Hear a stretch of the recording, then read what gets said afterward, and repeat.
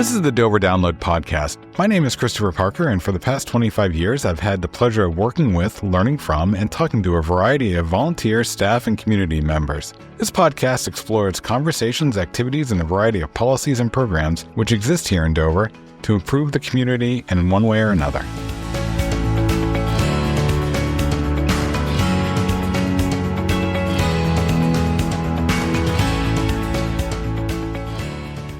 With winter firmly upon us, we thought it would be a good episode for the podcast to talk to Melanie Haney from East Coast Evolution about the current operations of the Strafford County Warming Center, and then George Maglaras, County Commissioner Chair, to talk about the long-term future of the Warming Center. Melanie, if you could tell us a little bit about yourself and a little bit about East Coast and how you got involved with the Warming Center. So East Coast Evolution Leadership, we're a company that handles leadership development and team building. We were born actually out of another company called Thrive Outdoors that was formed from my business partner, Jake King, and my husband and Jake's brother, who were three partners that had a company that was based in wilderness survival and leadership development from the tools found in nature. So it was a little bit of a different focus. But Jake worked at the homeless day center in Manchester and saw a lot of people living out of a stress, fight or flight sort of state of life, as you can imagine. And so he started to formulate ways that people can better navigate stress by using tools found in nature. And so from that, he came up with mindset, shelter, fire, water, and food as ways to cope with stress management and built the Thrive Outdoors curriculum. And I was homeschooling kids at the time, and I was able to come alongside with Jake with our homeschool groups using those tools in nature. Those sort of tools were also applicable for leadership development with adults as well. Mm-hmm.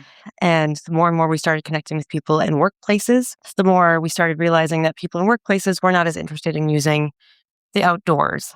So we changed the name to East Coast Evolution Leadership. Meanwhile, also, Manchester, after COVID, was dealing with their own homeless situation, and Jake was contacted to help with the homeless situation in downtown Manchester. In 2022, East Coast was asked to help with the homeless situation, and 39 Beach Street was started in downtown Manchester as an emergency shelter situation. And so we were brought in there. And so our leadership development program started. We started running the staffing and operations there. And then we sort of just took off from there, running their staffing and operations, and then also running the operations in Nashua. As Thrive Outdoors, we'd also run the Concord Coalition for Homeless Centers. So you have operated these opportunities in Concord, Nashua, and Manchester. How did you come to Strafford County? How was that process? Thrive Outdoors turned into East Coast Evolution Leadership. Prior to that, I came on board as a partner with Thrive, and then Jake and I separately formed the other business together as partners. And then with that, I also took on marketing ourselves to other cities after we had begun working in Nashua and Manchester. I sent out packages to market ourselves to other cities. You are selected, and you've now run the operation.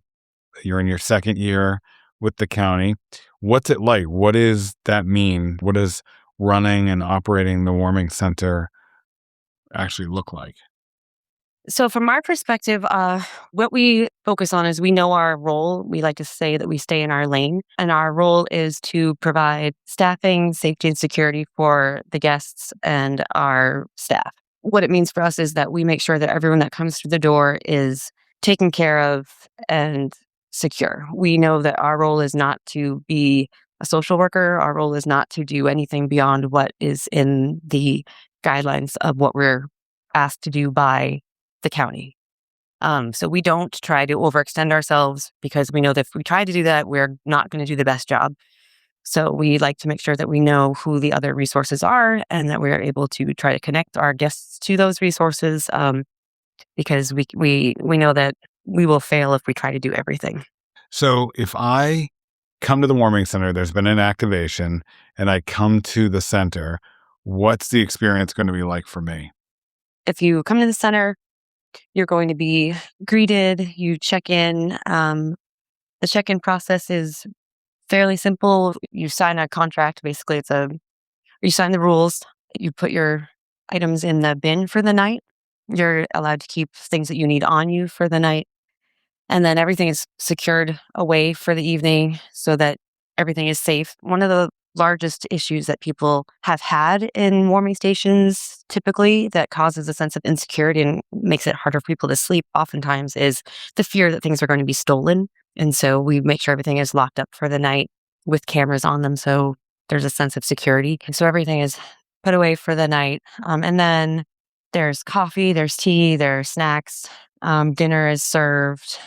Everyone is assigned a bunk or a cot. We have bunks and cots. If we run out of bunks, there are cots.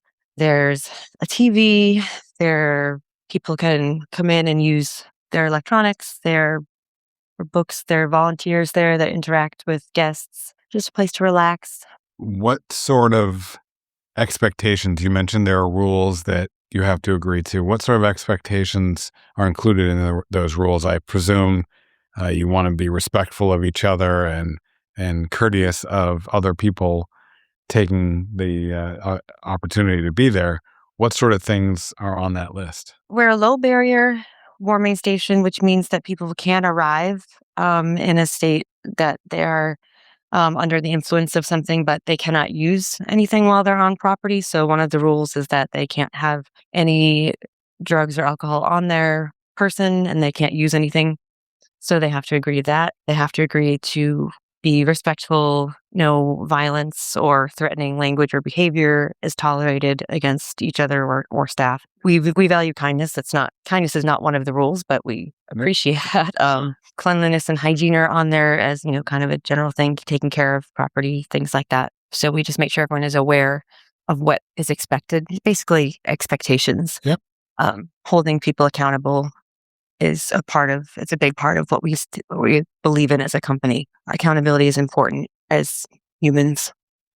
Absolutely. Absolutely. Along that lines, I'm going to presume, because I was taught never to assume, that while the listener might know that we have an emergency warming center, they've probably not been to it. So if you can walk people through, and I'm happy to supplement because I have been there. What sort of facilities? You mentioned there are beds and cots.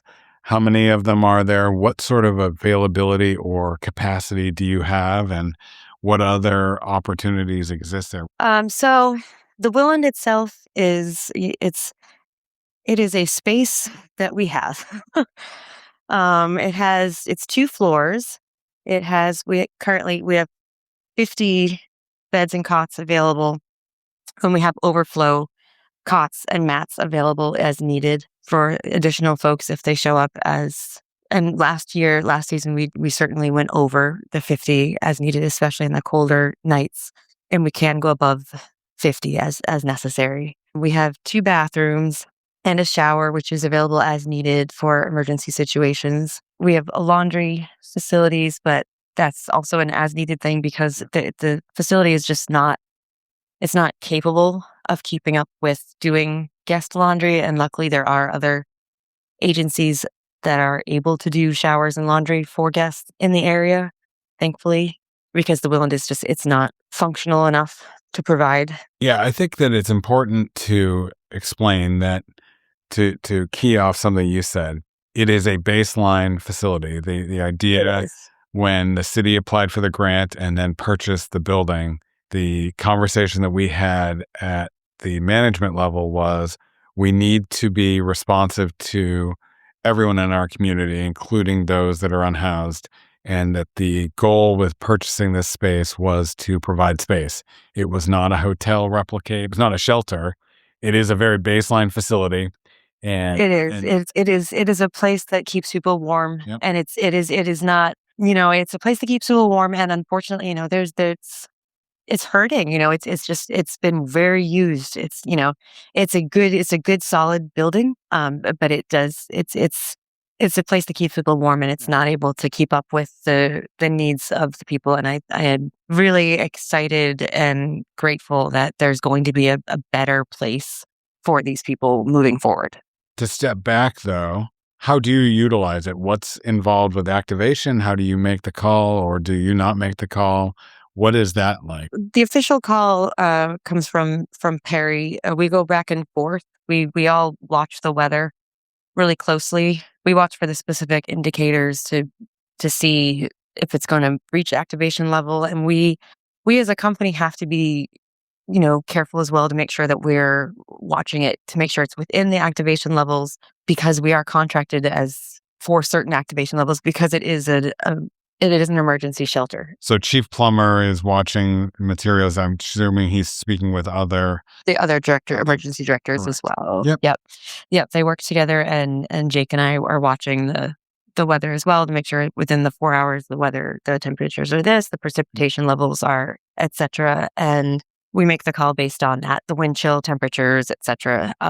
We also take into consideration, on this particular day, are there going to be other services available that is a better fit for them during the day? But also, if it's still activation levels, it doesn't matter. It's like if it reaches the level, it doesn't matter if there's other places that are open. If we're supposed to be open, we are going to be open. And that's one of the reasons why the predominant usage is at night. Not all of the usage, but the predominant usage is in the evening, because a lot of those other opportunities will have curtailed service. Yes. Yeah. And it's always colder at night. How does one get to the Willand Center? The city of Dover has a van that we use. We run multiple van trips, but we have, when I say multiple, we have a very specific schedule that we adhere to. The compassionate part of us it kills us, because we're like, no, we stick to our schedule, because, there's always people that are going to miss the schedule. But it's the accountability factor of we are sticking to the schedule, and the schedule, and so we stick to our schedule and we post it repeatedly. This is the schedule that we do. And then there's also 211 is available. We make sure people know that service is available for people to call. And then we also reach out to, there are volunteer agencies that offer to give people rides. And so we try to make sure people have ways to get to us. And then Coast, we reach out to Coast, and we have a contract with them to do transportation in the mornings afterwards. If there's an activation, how many people are working at the center? Not those that are coming to take advantage of a warm place, but those that are there to help facilitate and operate that warm place. What sort of staffing or volunteers are involved? We have 4 staff on, I would say, most shifts, and then volunteers, especially during the busiest times. I would say the first shift is the busiest, between 4 to 10. We have 4 staff on, and then the overnight shifts is not quite as busy. So we have been putting on more staff than we are contractually obligated to, because we get concerned about wanting to make sure everyone is safe and secure. So. Yeah. Is there a point in the night where the door is locked, and if I show up at 2 a.m, I'm going to be... We do physically lock the door for safety, but we don't turn people away. The people are always able to get in. There's a curfew at which point, if someone chooses to leave, they're not allowed back in. And people when they sign the rules, they're aware of that. So along that lines, the night has been a success. People have come, they've been able to stay warm and charge their phones, et cetera. Hopefully get some rest. The morning is there, and all of a sudden the weather event is done. What's that look like? What's the daytime activity or winding down period look like?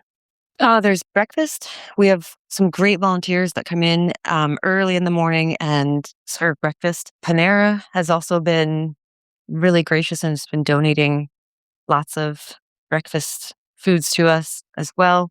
So there's a lot of food for these folks in the morning, between Panera and other food that's been donated, and wonderful guests. And then our staff does a lot of cleaning up, and the guests are able to take some food with them for the day. And then they get bus tickets that were donated by Coast for after they get dropped off at their locations. They get dropped off at the bus station. So it sounds like you've got a mixture of staffing opportunity and volunteer opportunity. If someone wanted to volunteer to participate in warming center activities, how would they go about doing that, and what would those volunteer options look like? They could reach out to me. They could email me and I will connect them with our volunteer coordinator. And then they would have to do a little brief training and sign a waiver and get connected with certain time slots. Volunteers can't just show up, walk through the door and say, I'm here to volunteer. But then the volunteering can look anything like helping to, do bathroom logs to monitor situations around help cleaning, help serving food, or spending time with guests, playing games, chatting, being there. Yeah, things like that. What we'll do is we'll put your email in the show notes so that people can find your email there and go to connect with you. And we can put, if there's a website that you want to either note now or send along, we will include that as well for more information about not just volunteering, but also the general information about the warming center itself. As we wrap up, is there anything else the listener needs to know or that you want to make sure is out there about the center or East Coast? Just the website for our company would be great. eastcoastevolutionleadership.com. Well, I appreciate you taking the time to chat with us about the warming center and about East Coast Evolution. And I thank you for your service and for operating the warming center this time of year. Great. Thank you so much for having me. Have a great day. You too. Thank you. Now that we've got a good baseline of how the warming center operates, it'd be good to turn to Chair of the County Commission, George Maglaras, to tell us all about the future warming center. George, welcome. Thanks, Chris. Nice to be here. So recently, as in December, the three main communities in the county, Somersworth, Dover, and Rochester, all voted to support the county in its plans for a longer-term warming center. What exactly are those plans? Well, I think we ought to back up a little bit so that your listeners will have a general idea how this all came about. For the last 10 years, the mayors and a group of interested folks in trying to deal with the homeless population were meeting dozens and dozens and dozens of meetings about what we're going to do about the homeless population.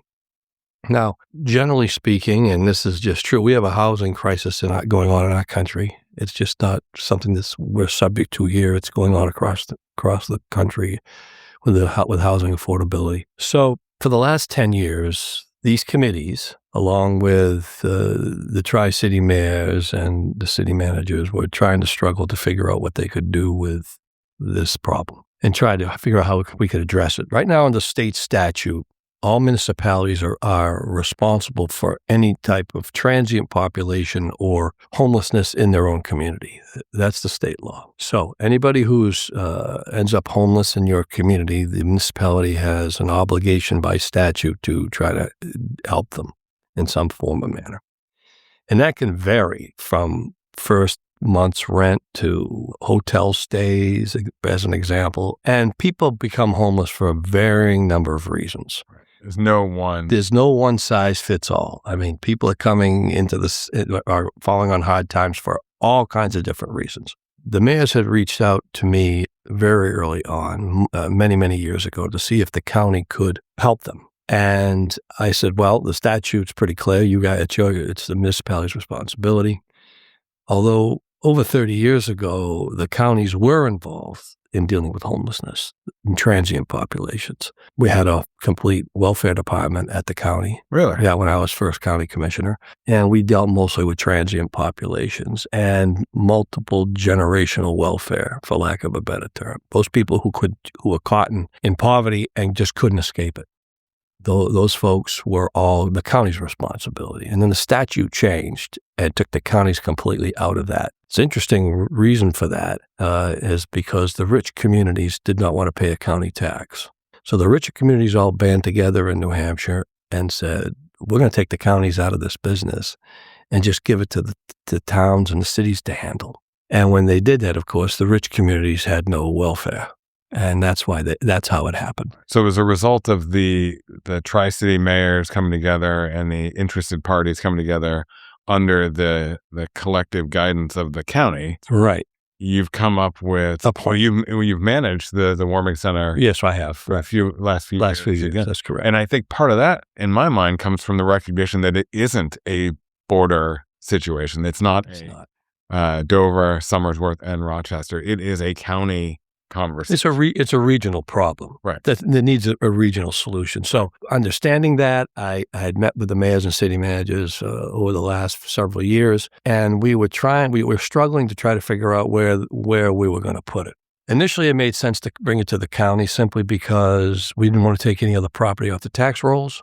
No matter where you put this, it's going to have an impact, a mild impact on the property tax base of a community, of a single community. And then what you don't want to do is that single community would balk at the idea of you having the homeless all come to one particular place, because that town or municipality would be responsible for all the ancillary costs associated with homelessness. Which has been Somersworth's concern from day one. Yep. Right. So since Dover, in the present shelter, as you know, most folks know, is owned by the city of Dover, but it's in the city of Somersworth. Correct. So that was starting to heat up a little bit. Somersworth doing police and fire protection and going through those expenses. So anyway, it all made sense to try to do it on a regional basis. And because the three cities are so close to one another, the county looked like the best solution. It's not a perfect solution, but it's the best solution that we can come up with for our region that is doable. It does have some logistical issues. Interesting on the logistics side, because I think there's pros and cons. Right. There's already a coast bus route. Right. It's right off the Spalding, so it's convenient for the county.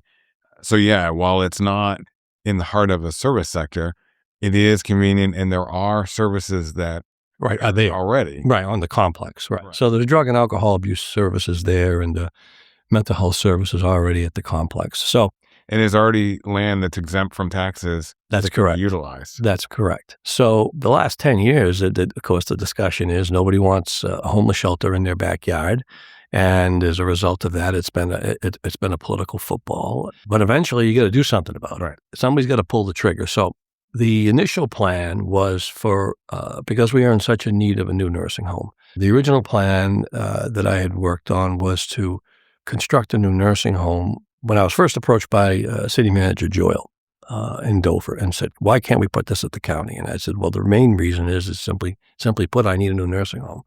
And it seems to me if we need a new nursing home, we can convert the old nursing home to some form of transitional housing and a warming center and kill a lot of birds with one stone here and save the taxpayers a ton of money." Because the need for a nursing home, I don't think any reasonable individual would recognize that has to happen at some point in time. It's a facility that has outlasted its useful life. That's right. And not for any fault of anyone. It's just times change, technology's changed. Right. The care system. The care system's changed. The people that we have in the nursing home today would have been in hospitals 50 years ago. All the healthcare dynamics of our country have shifted so dramatically. The building that we're in now was never designed to care for the people we have. It just wasn't. It's hugely staff inefficient. It's costing us all money just simply for that reason. So anyway, get back to the homeless shelter. So that was the plan. When the county delegation, and we had some federal money to help construct it. When the county delegation voted it down, accusing me of all kinds of things, building the Taj Mahal and, all these, political diatribe that comes with trying to do anything today. The county delegation voted it down. We needed a 2/3 vote to bond the project. And we felt 2 votes shy. All the Republicans on the county delegation said no. So when that occurred, the plan for a regional approach for homelessness went out the window with it, and it had to shift. Right. So with that said, the problem didn't go away. Actually, neither problem went away. I met with the mayors and city managers and said, okay, well, we still have to deal with this homeless problem. And the county seems still be the logical place to build a small facility. So I ended up agreeing with my colleagues on the commission at the time that the best place to put it was the shelter was at the county complex. First of all, it's going to be located behind the jail. It's not in anyone's backyard except for at the county complex. We didn't have so much of the NIMBY problem, although the neighbors in the area had some concerns that they raised at the Dover City Council meeting, which I fully recognize. I think it's important for people to understand that once this facility is constructed, as we do today, we transport when the facility closes down. I don't think people have any idea what a warming center is. Right. Yeah. And that's good. So as Melanie described, she has operating hours that currently they trigger. They meet with the emergency management staff in the communities, and they say, we're going to open from 4 until X. Right. And then no one stays there outside of those hours. It's a temporary facility during emergency. It's emergency weather, extreme weather to save lives. And I think people don't quite understand that. That in the triggering mechanisms are very, very stringent. Right. And the rules to go there are stringent. I worked on putting together a concept plan based on the input that I've obtained from all of these committees that have met for the last 10 years, or what we need to see, what we shouldn't see, and put together a concept plan on a shoestring with no money. Yep. And we've put that out to the private sector to see what kind of bids we could get on construction of a building. We estimated the cost to be somewhere between $3.5 and $4.2 million, which is, when you think about it, if you're building a 10,000 square foot building, it's only $350 a square foot. We're not talking about some fancy place. It's a very austere building. It's 4 walls. It has to meet code. Yeah. Because the building we're in at present does not meet codes. And it has a number of bathrooms and shower facilities and a laundry facility so that those people can clean some of their clothes while they're there. So I'm working on some plans right now of its long-term sustainability. One of the things I had negotiated with the cities. Well, first of all, the cities wanted the whole county to pay. Mm-hmm. There are 3 cities and 10 towns in Strafford County. They thought that the towns ought to pitch in as well. The towns were balking at pitching in because they don't think they have any homeless, which is not true. They're homeless all migrate to the cities.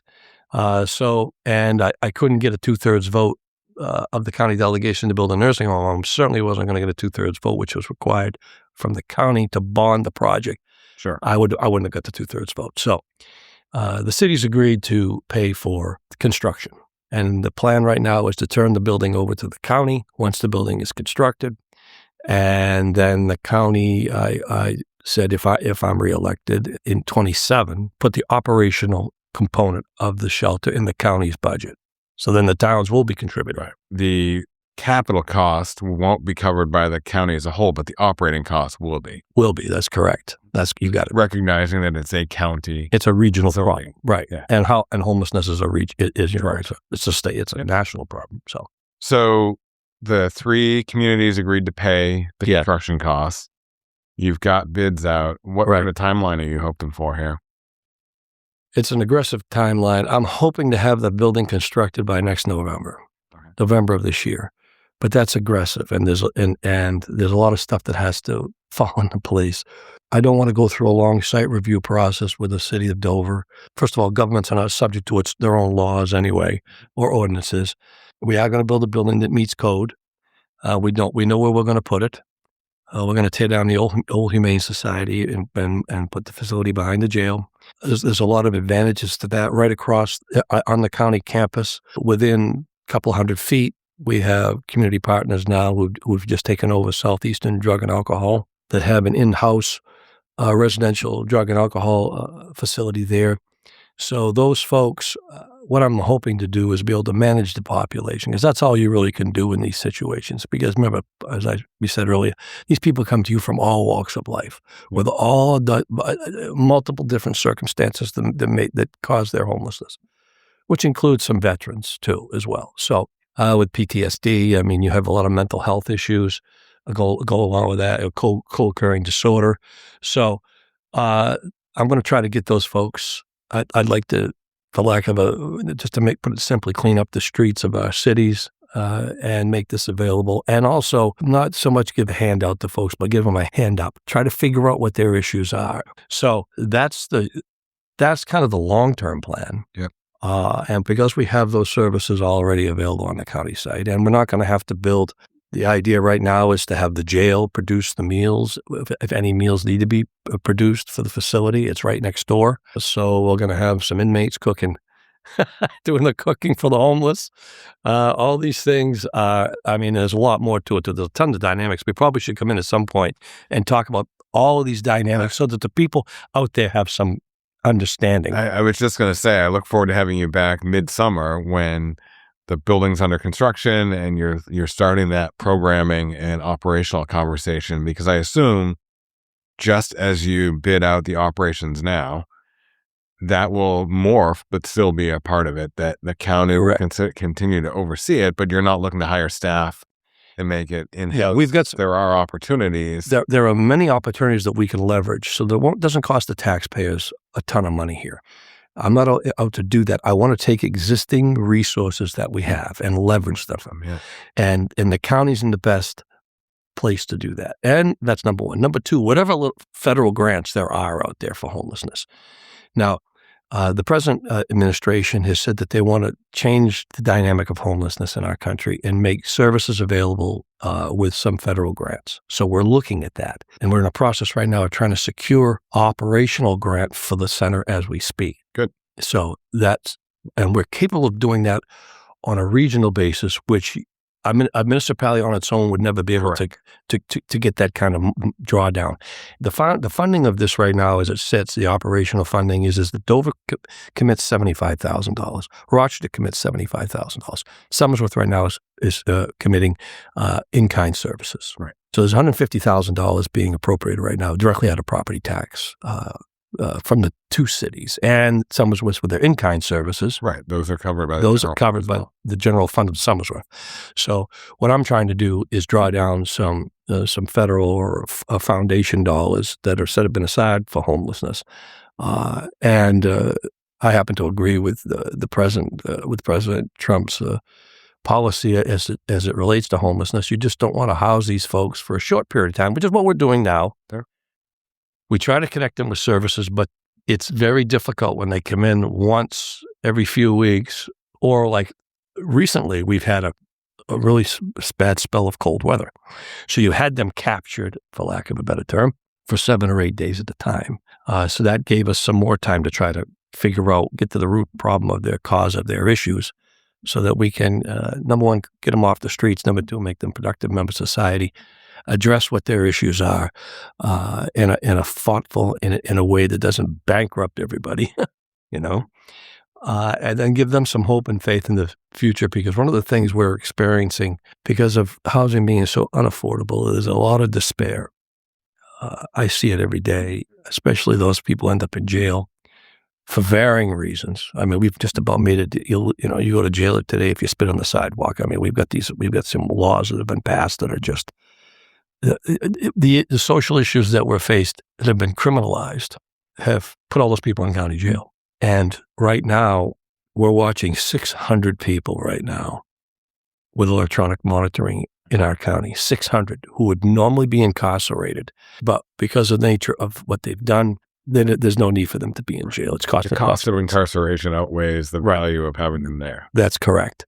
So, a lot of dynamics going on at the county right now. There's a lot of different things that are happening, a lot of changes being made. I think it's tough for folks. I kind of feel sorry for the general public. It's tough for them to keep up with things that are happening so quickly in society today, especially with the advent of social media. So as much as we can get the word out so that they really have a true understanding of what it is, what the problem is, and how we're trying to respond to it, I think that's a really important thing to do. Well, what you're doing is really important, and I'm glad that the county has stepped up and is providing the leadership to the communities. And I say communities because it's the whole county that the leadership is being felt by. Look forward to having you come back. I was thinking about it earlier today that you might have rocketed to the top of the most appearing guest on the podcast over the past 4 years. But look forward to having you come back in the summer when we can talk more about the operations and how you foresee that working and leveraging those existing opportunities. Right. I think it's an important thing to note, because in the current configuration, where the Willand Center is, I'm going to guess, 1.5 miles, 2 miles from the county complex, it's close, but it's not hands-on, so you can't take advantage of the synergies where there's overlap. So I think that's a great point that we should dive into deeper, get an update on the construction, and hopefully meet that target date of November opening. I'm hoping for it. Thanks for coming in. All right. Thanks, Chris. Thanks for listening to the Dover Download this week. If you like what you heard, subscribe through your favorite podcast aggregator. And if you have something you want to hear a topic on, let us know. Finally, this is just one of the many ways we share information about the city of Dover. You can subscribe to the Dover Downloads email newsletter every week or other newsletters that we have by going to the City of Dover homepage, www.dover.nh.gov. Have a great week.